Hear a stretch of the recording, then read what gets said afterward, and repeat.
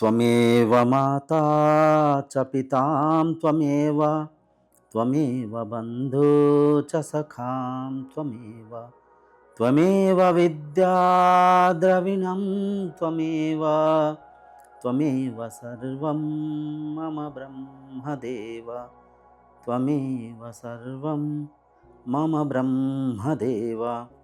ओम शांति शांति शांति। सबको वही एक ब्रह्म भाव से नतमस्तक होकर प्रणाम करता हूँ। ब्रह्म तत्व की सत्संग कार्यक्रम में सबका स्वागत करता हूँ। आज के विषय वस्तु ब्रह्म से कैसे इस ब्रह्मांड की रचना हुआ।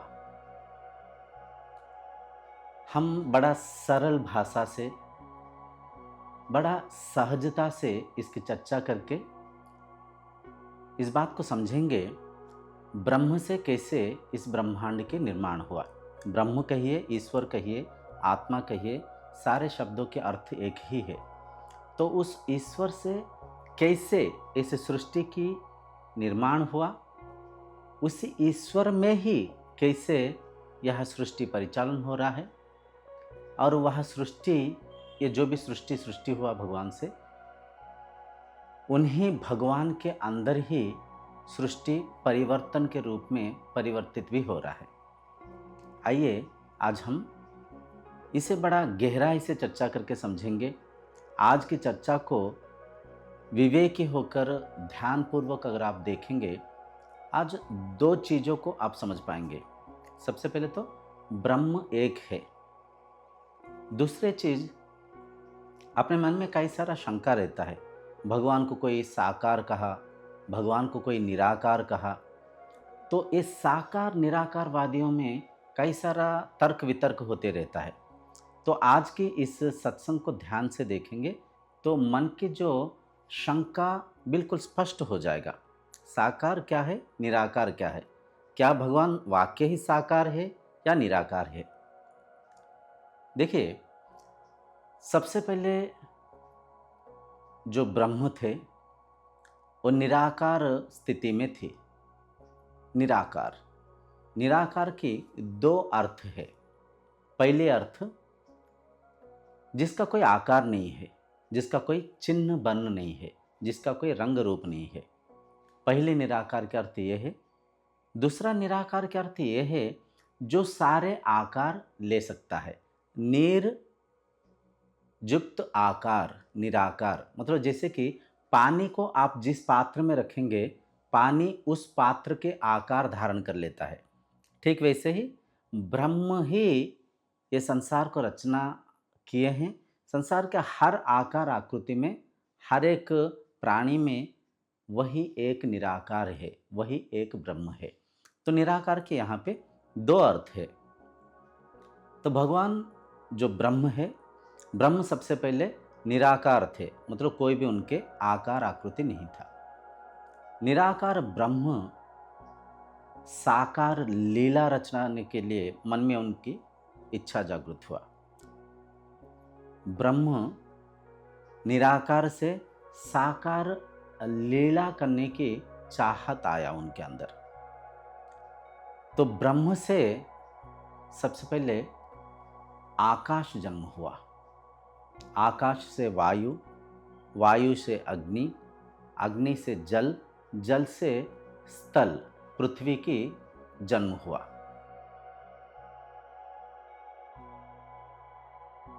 देखिए, जिससे जो जन्म होता है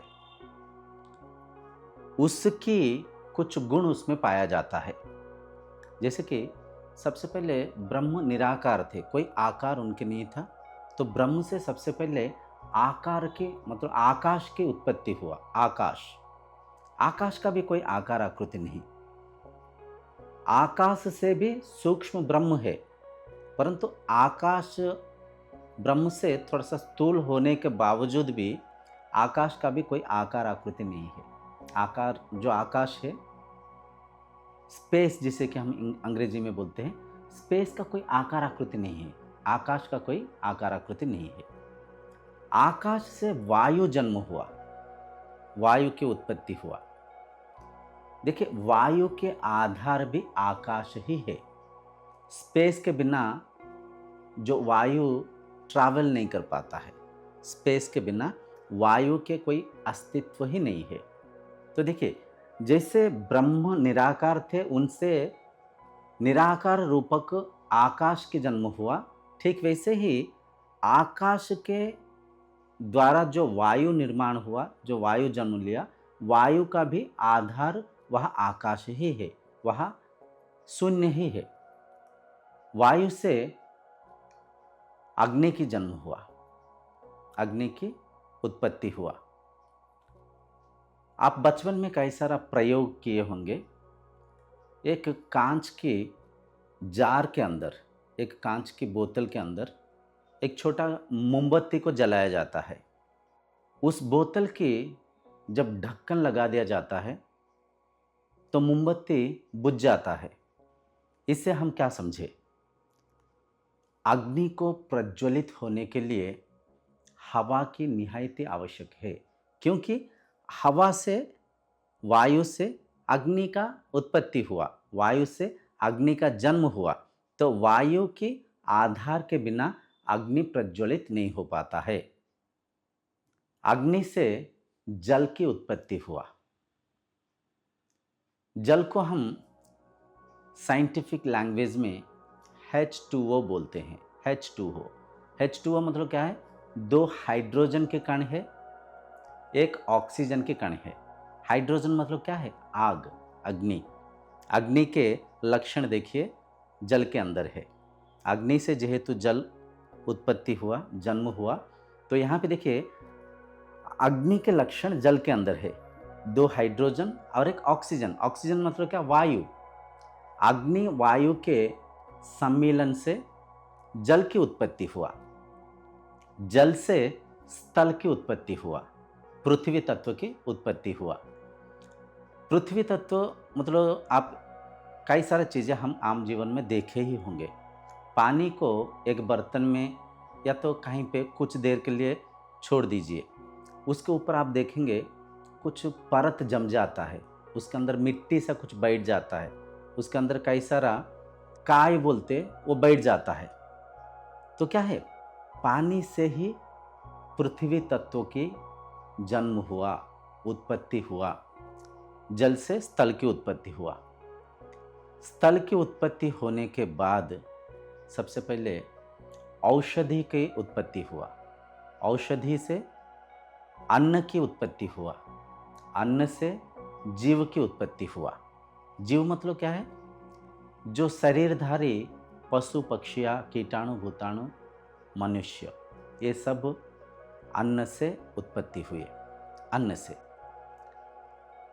तो धीरे धीरे वनस्पतियाँ, पहाड़, सब कुछ जो भी प्रपंच को हम देखते हैं, यह सारा प्रपंच उत्पत्ति हुआ, निर्माण हुआ। तो यहाँ पे एक चीज़ को मैं आशा करता हूँ आप समझ पाते होंगे।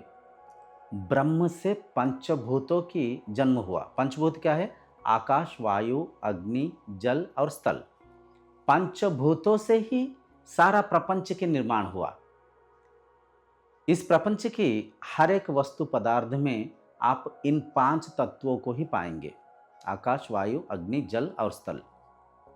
कोई भी प्राणी, कोई भी सजीव और निर्जीव, हर जीव में, हर कहीं पे यही 5 तत्व ही है।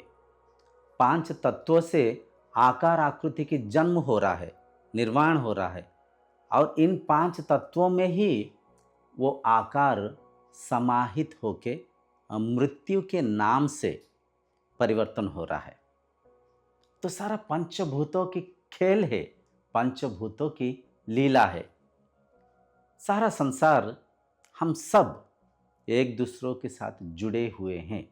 हम सबका स्रोत एक है, हम सबका आधार एक है। यूं कह सकते हैं हम सब एक ही है।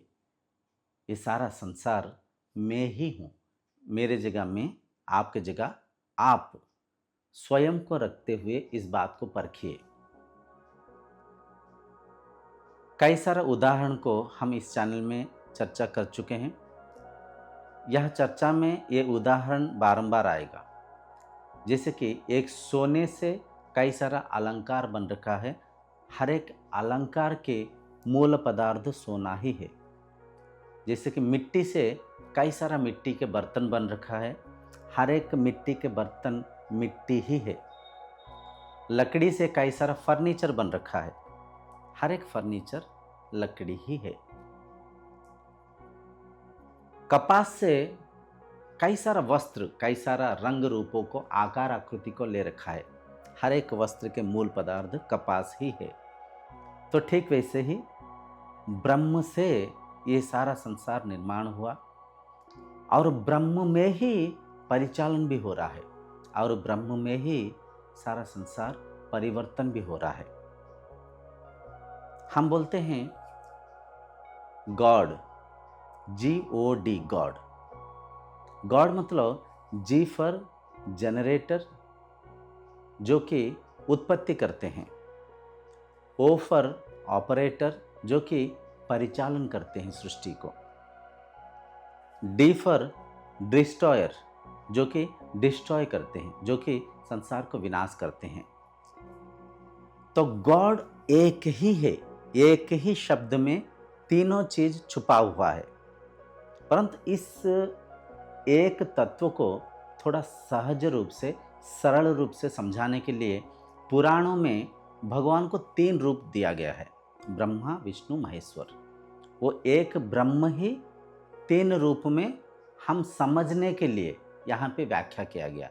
ब्रह्मा जो कि निर्माण करते हैं, विष्णु जो कि परिचालन करते हैं, भगवान शंकर जी जो कि विनाश करते हैं। तो तीनों एक ही है, तीनों भिन्न नहीं है। हमें समझाने के लिए 3 रूप में, 3 चिन्ह में, 3 आकार में हमें समझाने के लिए वहाँ पे व्याख्या किया गया। परंतु तीनों एक से ही उत्पत्ति हुआ, एक में ही परिचालन हो रहा है, एक ही है। आध्यात्मिकता की सर्वोच्च प्राप्ति इस एकता को अनुभव करना।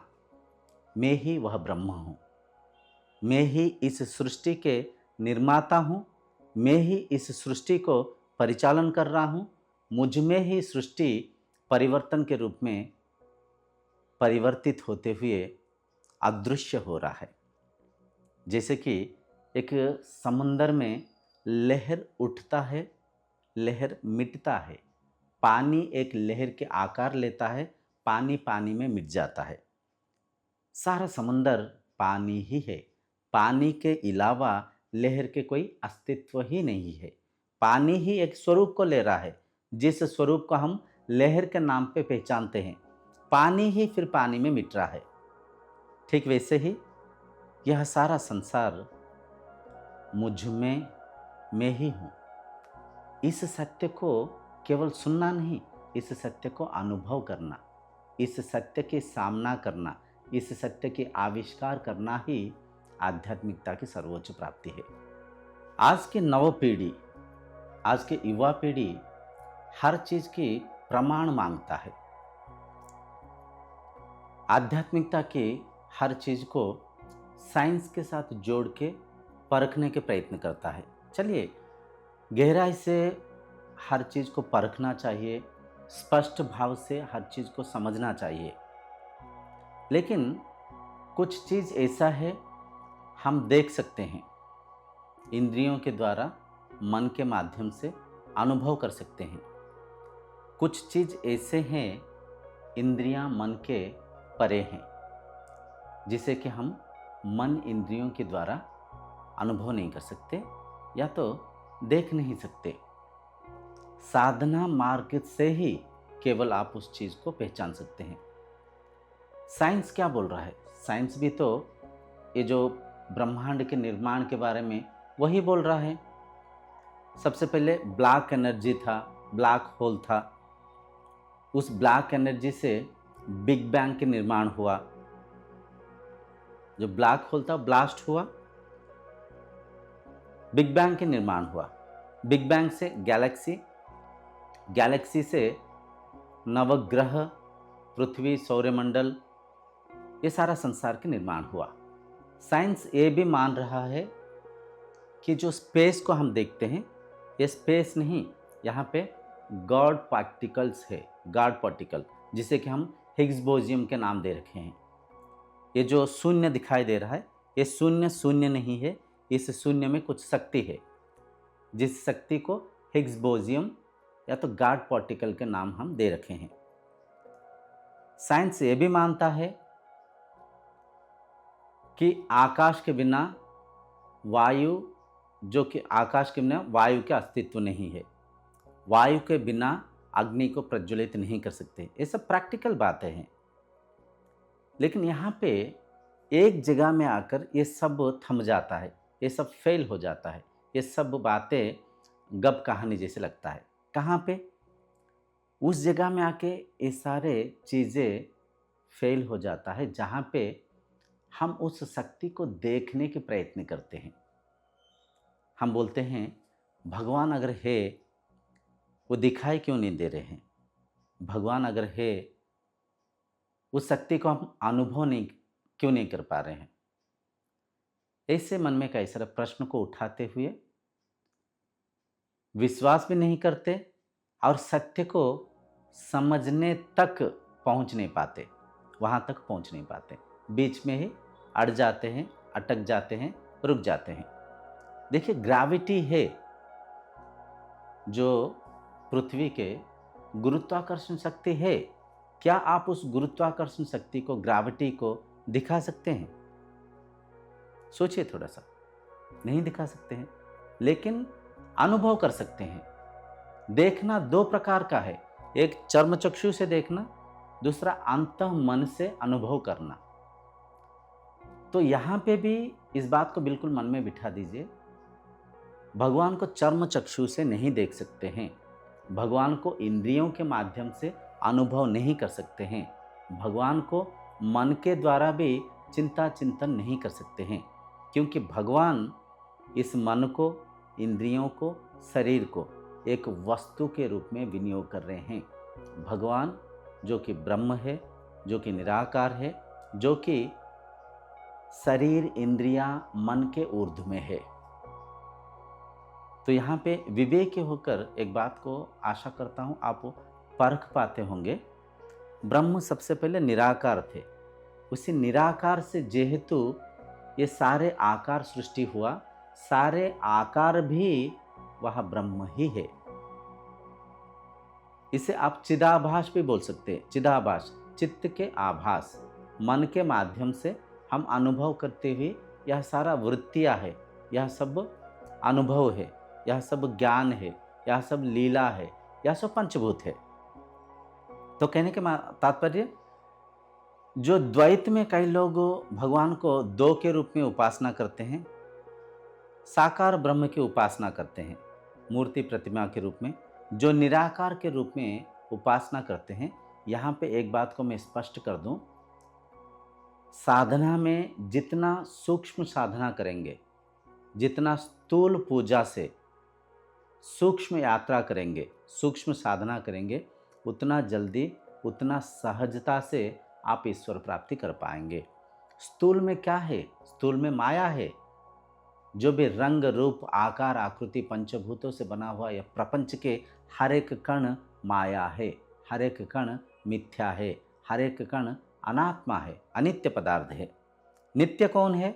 जो अंदर है, जो इंद्रियों के, मन के आधार है, जो संसार के आधार है, जो आप स्वयं है। खुद को हम खुद से अलग देखने के, परखने के प्रयत्न करते हैं। इसका भी कारण है टीवी, मोबाइल, गप कहानी, कई सारे प्रवचन की कथाएं। इसे आधार करके हम उस दृष्टा को दृश्य के रूप में देखने के प्रयत्न करते हैं और देख नहीं पाते, और यहाँ पे व्याख्या करते हैं भगवान नहीं है, ईश्वर नहीं है। ये सारे बाबे, जो भी बाबा जो भी प्रवचन देते हैं, ये सब बस पैसा कमाने के चक्कर में, खुद के स्वार्थ पूर्ति करने के लिए, खुद पैसे के लालसा में कुछ बोलते रहते हैं। भगवान कहाँ पे है?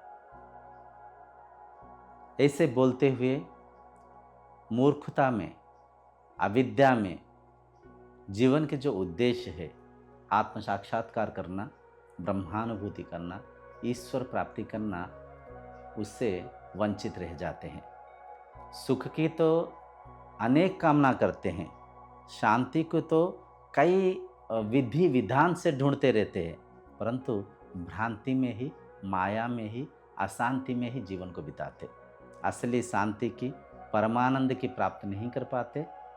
स्वतः जो शांति के स्रोत है, जो शांति के स्वरूप है, जो ब्रह्म है, जो आपके सत्य है, उस सत्य को समझ नहीं पाते, परख नहीं पाते, बाहर ही माया में भटकते भटकते शरीर को अंत कर देते हैं। तो कहने के तात्पर्य ये है, भगवान दिखाई नहीं देते, इस कारण भगवान नहीं है यूं मत बोलिए। भगवान क्या है, कहाँ पे है, शास्त्र को माध्यम करते हुए परखिए, पढ़िए, समय आएगा आप स्वयं को समझ पाएंगे, आत्म तत्व को परख पाएंगे। जीवन की जो सर्वोच्च प्राप्ति, आत्म साक्षात्कार करना, उसे करते हुए जीवन को धन्य कर पाएंगे। आध्यात्मिकता आत्मीयता को दर्शाता है। आध्यात्मिकता एक दूसरे के साथ जोड़ता है। कभी आध्यात्मिकता एक दूसरे को अलगाव भाव से, एक दूसरे को मतलब द्वैत के रूप में, दो के रूप में काटता नहीं, बांटता नहीं। आध्यात्मिकता में अद्वैत तत्व है। अद्वैत मतलब दो नहीं है। अखंड मंडलाकारं व्याप्तं येन चराचरं तत्पदं दर्शितं येनं तस्मै श्री गुरुवे नमः। यह सारा संसार अखंड भाव से मंडलाकार में, जड़ और चेतन में भी वही एक शक्ति विद्यमान है। वैसे शक्ति के जो गुरु दर्शन कर रखे हैं, वैसे शक्ति के ज्ञान जिस गुरु के पास है, उस गुरु को मैं हृदय से प्रणाम करता हूँ। तो देखिए, यहाँ पे सारा संसार एक है। उसी ब्रह्म से ही यह ब्रह्मांड के निर्माण हुआ, उसी ब्रह्म में ही यह ब्रह्मांड परिचालन हो रहा है। आप बोलेंगे प्रमाण क्या है? प्रमाण क्या है? प्रमाण के तौर पे देखिए, तैत्तरीय उपनिषद, तैत्तरीय उपनिषद के ब्रह्मानंद वल्ली के पहले मंत्र को देखिए। सोऽश्नुते सर्वान् कामान् सः ब्रह्मणा विपश्चितेति तस्माद्वा एतस्मादात्मन आकाशः सम्भूतः आकाशाद्वायुः वायोरग्निः अग्नेरापः अद्भ्यः पृथिवी पृथिव्या ओषधयः ओषधीभ्योऽन्नम् अन्नात् पुरुषः स वा एष पुरुषोऽन्नरसमयः तस्येदमेव शिरः अयं दक्षिणः पक्षः अयमुत्तरः पक्षः अयमात्मा इदं पुच्छं प्रतिष्ठा तदप्येष श्लोको भवति। स्पष्ट लिखा हुआ है, ब्रह्म से ही आकाश, आकाश से वायु, वायु से अग्नि, अग्नि से जल, जल से स्थल की निर्माण हुआ, उत्पत्ति हुआ। ब्रह्म से ही पंचभूतों की निर्माण हुआ, पंचभूतों से ही प्रपंच की निर्माण हुआ। यह सारा प्रपंच वह ब्रह्म के द्वारा रचना किया हुआ पंचभूतों की लीला है, पंचभूतों की खेल है। पंचभूतों को भूत इसलिए कहा गया कि उनका अस्तित्व नहीं है। पंचभूत पल पल हर पल परिवर्तन होते जा रहे हैं। पंचभूतों से बना हुआ यह शरीर भी, पेड़ पौधे भी, इस सृष्टि की हर एक वस्तु पदार्थ पल पल हर पल परिवर्तन हो रहा है।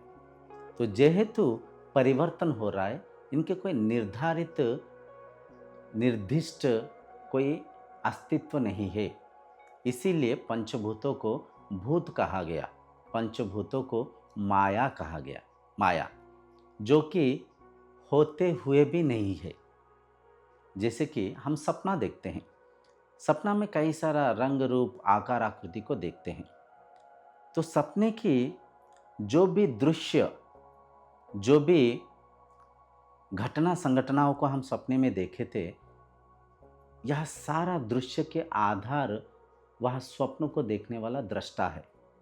जो व्यक्ति नींद में सोकर उस स्वप्न को देख रहा है, वह व्यक्ति, वह शरीर उस सपने के आधार है। उस व्यक्ति के अंदर यह सपना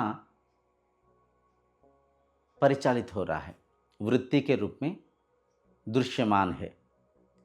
तो जब सपना से मतलब नींद से वह व्यक्ति जग जाते हैं, सपना जब टूट जाता है, वह व्यक्ति इस बात को समझ पाते हैं, मैं सपना में जो भी देखा था सब कुछ मैं ही था, मेरा ही मन के वृत्ति था, मेरा ही कल्पना था, सपना तो मिथ्या था, सपना तो एक मन में चलाने वाला वृत्ति था। सपना में अगर कोई बड़ा महाराजा बना हुआ है, सपना में कोई भला भिखारी बना हुआ है, सपने में कई सारा धन संपत्ति को, पद पदवी को आप प्राप्त कर रखे हैं, सपने में भला कुछ भी आप खो रखे हैं, जब सपना टूट जाता है, मन की चंचलता, मन की व्याकुलता या तो मन की प्रगाढ़ खुशी, सब कुछ मिट जाता है, सब कुछ थम जाता है। खुशी को, गम को समदृष्टि से देखते हैं, क्योंकि आप समझ पाते हैं वो सपना था। ठीक वैसे ही यह संसार भी उसी सपना के ही उसी स्वप्न के ही तरह है।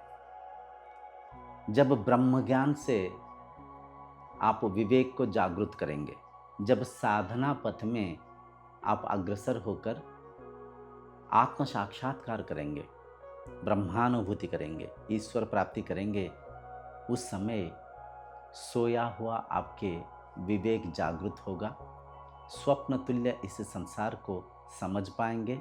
संसार में आप रहेंगे, परंतु संसार के मोह रूपी बंधन आपको नहीं बांधेगा। आप बंधन से मुक्त हो जाएंगे, आप तृप्त हो जाएंगे, जीवन धन्य हो जाएगा। तो आध्यात्मिकता की सर्वोच्च प्राप्ति इसी सत्य को समझना। मैं पंचभूतों से बना हुआ यह शरीर नहीं, मैं शरीर को परिचालन करते हुए इस इंद्रियां नहीं, मैं इंद्रियों के जो आधार मन नहीं, मैं आत्मा हूँ, मैं ब्रह्म हूँ, मैं पंचभूतों से ऊर्ध्व में हूँ।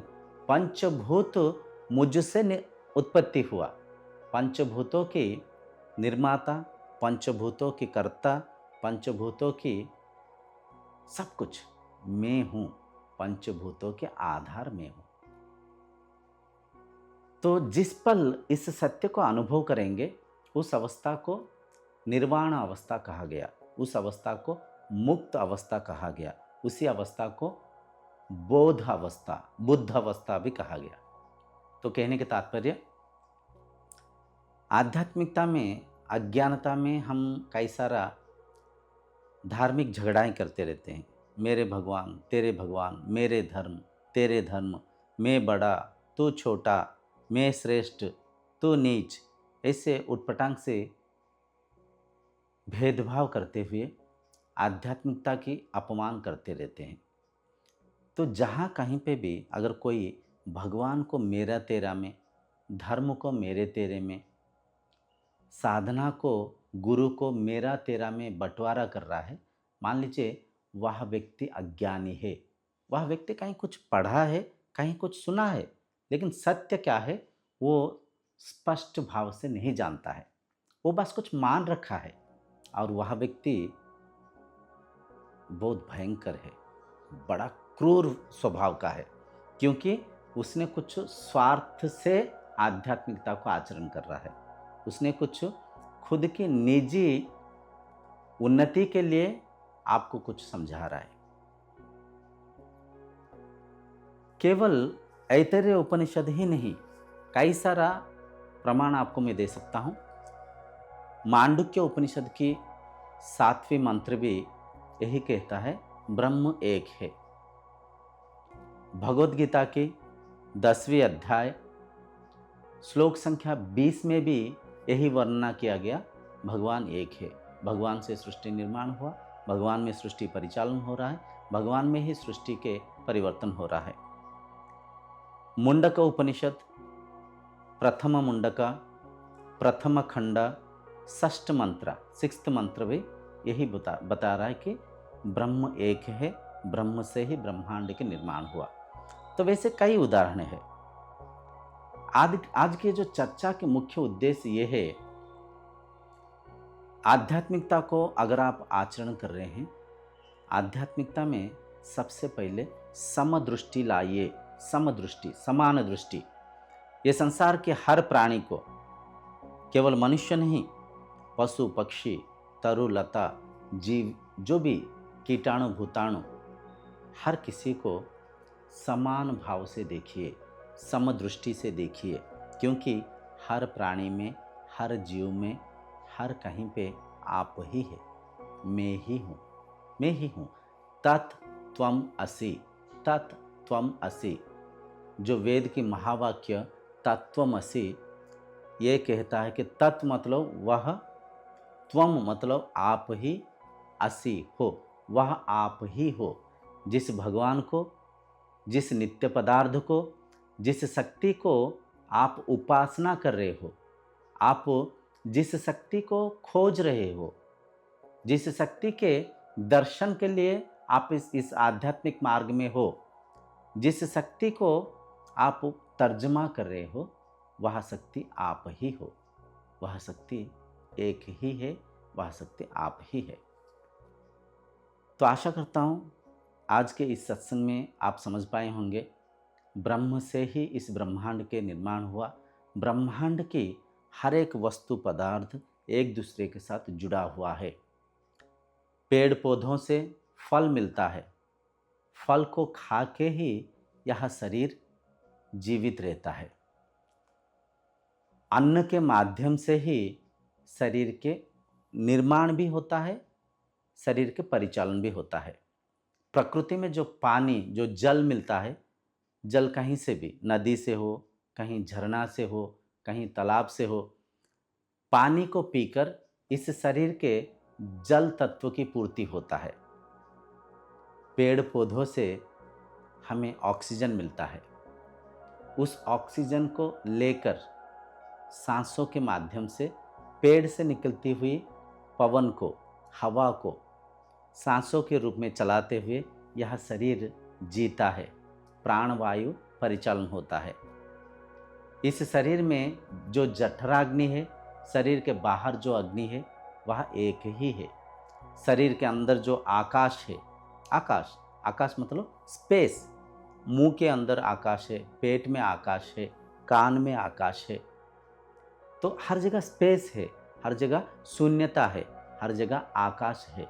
शरीर के भीतर जो आकाश है, शरीर के बाहर जो आकाश है, वह एक है, कुछ भी भेद नहीं। मेरा तेरा यह केवल अज्ञानता है, अस्मिता है, स्वरूप के ज्ञान की अभाव है। जो मैं हूँ वही तू है, जो मेरा है वही तेरा है, हम सब एक है। ब्रह्मज्ञान के प्रचार से जब सारा मनुष्य समाज विवेकी होकर इस सत्य को समझ पाएंगे, सारा ब्रह्मांड एक परिवार हो जाएगा। वसुधैव कुटुंबकम, हम सब एक परिवार है, बनेंगे नहीं, अभी भी हम सब एक ही है, अभी भी हम सबका स्रोत वही ब्रह्म ही है। आत्मा के स्तर में हम सब जुड़े हुए हैं। इस सत्य को हम समझ पाएंगे। आज के इस युग में मनुष्य एक दूसरे को ठगते हुए, सीमित शरीर को स्वयं मानकर, छोटे छोटे सीमित परिवार को अपना मानकर, जो अपना ये जो वसुधैव कुटुंबकम, ये जो विस्तृत परिवार है, इसे भूल गए हैं। इसे भूलकर ब्रह्मज्ञान के अभाव से स्वार्थी बनकर एक दूसरे की लुंठन कर रहे हैं, हनन पतन कर रहे हैं।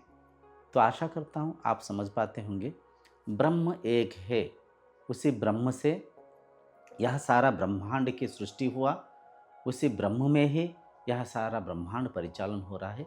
ब्रह्म के स्तर पे हम सब एक है। अहम ब्रह्मास्मि, मैं ही वह ब्रह्म हूँ, तत्त्वम असि, वह तुम ही हो। प्रज्ञानम ब्रह्म, मन की प्रज्ञान स्थिति ही ब्रह्म है। अयमात्मन ब्रह्मन, इस शरीर के आत्म तत्व ही ब्रह्म है। आशा करता हूँ आज की सत्संग सफल होगा। इन तमाम बातों को, इन तमाम गहरी चर्चा को आप समझ पाते होंगे। आपके आसपास अड़ोस पड़ोस को, आपके बंधु मित्रों को भी इस चर्चा को समझाइए।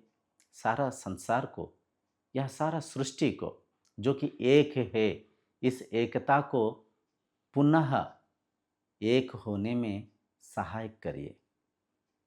आज के सत्संग को यहीं पे विराम देंगे। ओम शांति भवतु।